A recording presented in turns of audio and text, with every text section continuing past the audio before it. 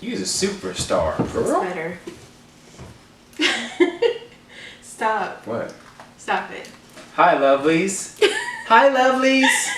Don't make fun of me. Hey, lovelies.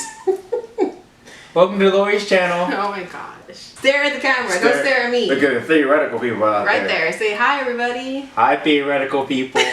Hey, y'all. Welcome back to my channel. So, as you can see here, I have a special guest with me today. This is my husband, Daryl, if you're new to my channel. He's been in a couple of videos before, so I'll link those down below. So this is going to be the interracial relationship tag. Now, I have a couple of questions that I got from my own questions that people ask us all the time. And also, I saw some questions on other YouTube channels of people with this tag that they asked on there. Does that make sense? Yeah. As you can see, my husband is an African American. A chocolate wonder. What? I digress. Okay. Golly, I can't do this with him. He's still making me laugh. What were we talking about? I think what you want to say is my husband is African American. As you see, I'm Latina. Therefore, we're in interracial marriage. So, a couple topics that you may be interested in that we would like to explain to you how they work in our marriage. Do you want to just take over? I do. Topic number 1, which is... I guess that's our introduction. So, let's start with the first question. Question number uno. Uno. What is your race, ethnicity? And as we stated earlier, I am Latina, I'm Mexican Spaniard, and you are? Black. Or African American if you're feeling, what's the term? Politically correct. Politically correct. There you have it. Yeah. Question number dos. Do people stare at you when you're in public? I don't think so. Well, I think it depends on what state you go to. I feel like in Texas, I don't think it's like a problem. Well, in Austin, yeah. I think maybe in some parts of Texas or some parts of like the South where people are maybe not used to seeing interracial couples, then yeah, that's possible. But I think for the most part, yeah, we don't get stared at, especially around here where we live in Austin. It's a lot of mixed couples. Yeah, and we lived in Atlanta area for about 4 months. Yeah. And people did not like us being together because it's predominantly black there. So if they saw him with, I'm light complected, so I get called a white girl all the time, and I'm just like, y'all are so ignorant. Like clearly, I'm not white. Not that it even matters because it shouldn't matter if he's with the white girl, with the Asian girl, with the Mexican girl. It doesn't matter. But yeah, in Georgia, we got a lot of stares. Here in Texas, we're all friendly and fun and love each other, so it's not a big deal. Yeah, I agree. Okay, question number 3. Have y'all dated outside your race before? Yes. A few times. I'm trying to count right now how many, but yeah, a few times. I can't really think of 3, 2, 3. 7, 8, 9? No. It was low. I dated outside my race a couple times too. I'm just attracted to darker skinned guys regardless of if they're black or not. Like I dated darker Mexicans, so I just like the chocolate color, the brown color. You damn right. Question number 4. How does your family feel about your partner's race? With my family loves Daryl. At first, I'm not gonna lie, it was a little awkward, I guess, when I told my family my boyfriend was black. Where I'm from, down South Texas, there's nothing but Mexicans, and it's maybe a speck of black and white, but for the most part it's Mexican, so they didn't know how to react. They honestly thought he was gonna come in like some like gold chains with his pants falling off and speaking all this like, you know, Urban Dictionary stuff basically. So they didn't really know what to expect. So when they saw Daryl, my dad's first reaction was like, he's like Carlton from Fresh Prince because he's so preppy. My dad and Daryl are so close. My mom and Daryl are so close. He looks at them like parents. My mom is all about Daryl. Like if I call her saying Daryl's annoying me, the first thing she says is, what'd you do to him? And I'm just like, rude? Like, you're on my side. You're my mom. So they're really close. Yeah. So yeah, that's how my family took it. Mine was opposite of that. My family never came out and said, oh, you know, why are you with someone outside of your race? But you always would get that sense of, okay, well, feels a little awkward here. Like this, you're not really accepting it. Like you don't think like this is actually serious, or you're kind of waiting for this to end, like her and I to end. Yeah. From the get go, they were saying it was a mistake to get married. Yeah, they're treating us like it's a temporary situation when it's not. I wasn't all that close to my family anyway, so it really didn't make a difference. Like compared to her family. Yeah. Right, because her family, they're having like family get-togethers like on a daily basis. I remember like when we lived down there, I would like they would hang out every single day, and I'd ask her like, "So we're going over to your mom's house again? Like we just like it's Tuesday, we just went Monday, I would get mad at Sunday and Saturday." So it's like I'd be like, "What? This is what we do." Yeah, and I was like, you know that like I don't really see people in my family, but like 3-4 times a year, and you're going to your family's house like daily. But that's the other reason why I didn't really care what they thought. Cause I'm like, dude, compared to like how close they are, I don't even see all that much. So it's like I really learned like what the structure of a family was like, and what the basis was like by being in her family so long. Yeah. Right. So then I understood what that was, and then it made me like look at my own family and be like, well, dude, I mean, we're not even on this, not to put them on a pedestal because no family's perfect, but we're not even on the same level as like wanting to be in the same room together on a consistent basis. Yeah. And willing to be genuine with each other at the same time. Yeah. You know? And that sucked for me because I came from a close family. So I had always thought when I got married, I'd be close to my husband's family. And I always prided myself on being a good family-oriented person. So when his family didn't really accept me, and it was always awkward questions like putting a spotlight on my Mexican heritage, or like, oh, do you do this, and do you listen to Spanish, and like just stupid questions that were just like, first and foremost, I'm American. Like I am Americanized to the max. My parents raised me to speak properly. They raised me to respect people. I was raised on all types of music that my family just didn't listen to Mexican music. So Temptations, Celine Dion. There's so many other things I was raised on that wasn't just like Mexican. And when they would point it out to me, I was just like, people, like seriously, come on, like no, that's offensive. Like that's racist to a certain point. Really, the polar opposite experience of what I got from her family is what she gets from my family.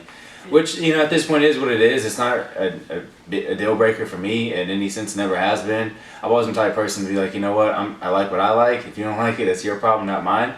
So that's why we're still together. Not because I care about what somebody else thinks or if they accept her or not, because I accept her. And that's all that matters. You're so sweet. Because you're worth it, baby. Question number 5. How have you mixed your cultures together? What brought us together was like all the similarities we had, like with music, movies, entertainment, sports. Right, I can like keep going here.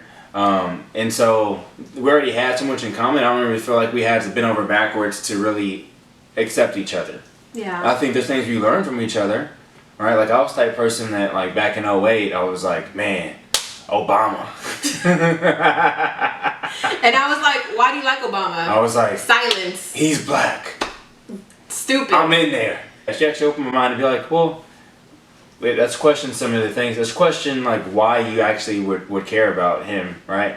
And when she did that, I was like, oh, that makes sense. Yeah, I've never been one to just like somebody because they're Mexican or because they're a minority. Like I don't live in that bubble. I'm more open-minded when it comes to certain stuff. He wasn't as cultured as I was, and I think that's what brought our cultures together, because I'm not all Mexican. I didn't even know really what Cesar Chavez did for the Mexicans until we saw the movie like a couple months ago. Yeah, and I was like, oh, that's what he did. It's a good thing to point out, because I think it's opposite, because I'm not saying that like Hispanics don't care about their culture. Obviously they do, but I just don't feel like in your family at least, there's a lot of attention on like some of the leaders in the Hispanic culture versus like the way I grew up. I'm not saying that every single day it was like, let me tell you what happened in 1963, Martin Luther King, right? It wasn't like that, but like you would know about like a lot of black history. That's the difference between like your family and my family. My family just didn't care, because it's like, we're in America. We're not trying to segregate our own selves. Yeah. By talking about, oh, I speak Spanish and I listen to ranchera music. See, that's my point though, because like when your focus is on everyone, like Americanizing yourself versus just like being, I'm doing this one thing over here. Yeah. You see what I'm saying? Because when you do this one thing over here, you don't care about other things. So question number 6 is, what is the hardest thing of interracial love? What's the big deal? Love is hard, period. It doesn't matter what race you are. Like, relationships are tough, no matter what color you are. If you guys get past looking at color, when we met, honestly, like you said earlier, we had the same type of music in our iPods. We liked the same sports. We liked the same movies. We were just so like connected on a whole nother level. It wasn't even about black and white. It really wasn't, because this dude, his first like dedicated song to me was a country song, and clearly he's black. And listen to John Mayer. We found out we had the Killer CDs. That's when I knew he was the one, because I had the Killer CD Hot Fuss and he had Hot Fuss, and we were like, this is a match made in heaven. So I think like seeing how we both were like kind of like listening to white stuff, and we were both like minorities, we were just like, that's cool. He doesn't care about what people say about him. I don't care what people say about me. We're gonna be perfect together. I think it only gets hard if you care about what others think. Touche. If you're not worried about people thinking, oh man, I'm with like I'm Asian, I'm with, I don't know, a black person, I don't know, whatever. It doesn't matter what the actual races are, but if you're worried about what people are thinking about you, you shouldn't, because all you're really doing, you only have so much energy, right? And now you're taking the energy and you're giving it to that. Yeah. What you should be doing is taking the energy and you're giving it to who you're with. Amen, brother. That's good. Preach. What's up, baby? Give me another question. Question 7 is, are you worried about your kids growing up being biracial? What's to worry about? It goes back to the same thing. It's like you're thinking about, oh man, well, what are we gonna do here? Yeah. This kid is like half this, half that, or 3/4 this, and whatever that. Right? It shouldn't be the focus. So we're not worried about our kids being raised biracial. Question number 8 is, what's the difference between dating in your race and outside your race? As far as like changing or like differences, I really don't see anything aside from like the whole family issue and people accepting you in the family. You know, I never really obviously had trouble with families liking me if I dated a Mexican. I did have encounters before my husband with black guys that wanted to date me, but they would tell me, I could date you, but I could never wife you up because my mom would never accept you. And I'm just like, that's so weird to me. And it's so sad to think that people out there can see somebody and like them or love them, and they hold back because of what people think. Had I done that, I would never met the love of my life. When you find the love of your life and you find somebody you connect with on a whole different level, you're not gonna find that again. And had I cared what people thought, I wouldn't have given him a chance. And that's sad to think that people are like that. I think you got to be open-minded, because there's plenty of times I can think of when we were like with her family, and some people may care about this, some people may not. I really didn't have a problem with it, but like when listening like to different music that maybe you haven't really listened to before, or different types of food, or maybe they talk in a certain dialect that's difficult to understand. You're like, what? I'm not. And then they text mix. They're trying. Yeah, exactly. They're trying to like talk to you, but they keep going in and out of like one language and another. Just like my family does that a lot. They speak Spanglish to where they speak English and they speak Spanish, and he would be like, wait, what? Question number 9 is, what are some cultural habits that you have had to get used to? I don't really have any. I mean, well, as far as some habits I like when she makes enchiladas, but they have to be rolled up though. When she's like the layer thing, I'm like, nah, boo, you gotta take that back. Nah, I eat it. That's called a casserole. It's not Mexican, but it's a casserole. It tastes the same. I want Mexican because it tastes different. He wants to say that, but you guys, you know what? He thought Mexican was Taco Bell when we first started dating. He didn't like Mexican food. He was like, I don't like Mexican food. He was so closed-minded. That's why, like, it boggles my mind how he was raised sometimes. Let me jump in here. Listen, you changed me, girl. he really didn't like Mexican food, so that's something you have to get used to. You changed everything for me, baby. Oh my gosh. Because, stop it. With my family, they make Mexican food all the time. So he kind of was forced to eat it because we were making anything else back then. And he ended up being like, oh my gosh, this is amazing. Oh my gosh, these tacos, these enchiladas, this whatever. I really miss it too. Yeah, we don't live down there anymore. I mean, I cook, but I don't cook as much Mexican food as my family does. But I try to be different. And I make like salmon burgers and, stuffed crab and stuff like that. But he's not really happy, as you can see. So I guess I gotta start cooking more Mexican food. I love you. I love you too. You're a beautiful woman. You're a beautiful man. Focus. On what? This. Them? Yeah. What's up? All right. Question number 10 is, what advice do you have for anybody that's in an interracial relationship or thinking about it or anything like that? Don't not. All right?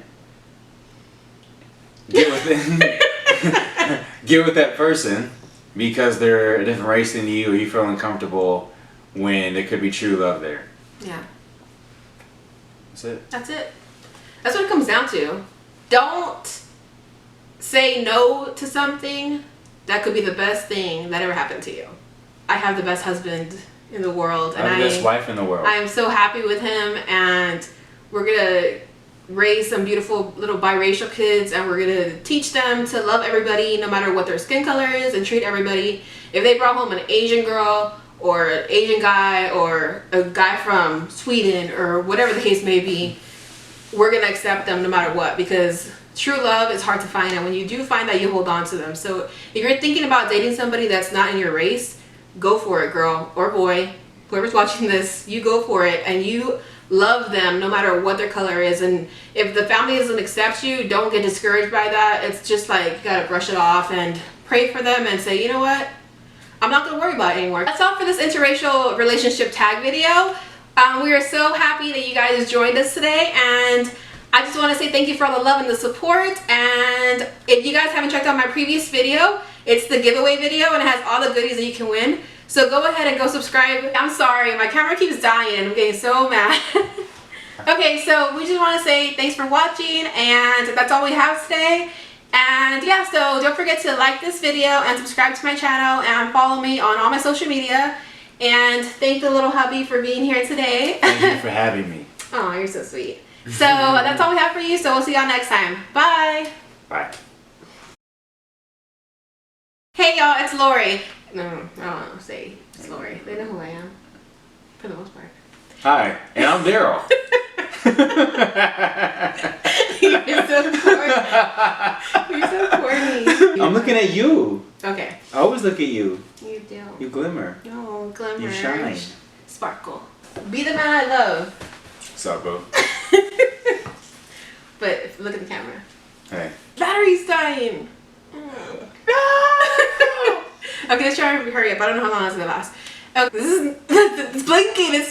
It's blinking. It's freaking me out. Can I start it? Yes. Hey y'all. But they feel me. You feel me? You don't want to hear about your wife's ex-boyfriends or whatnot. It's not interesting. Moving along.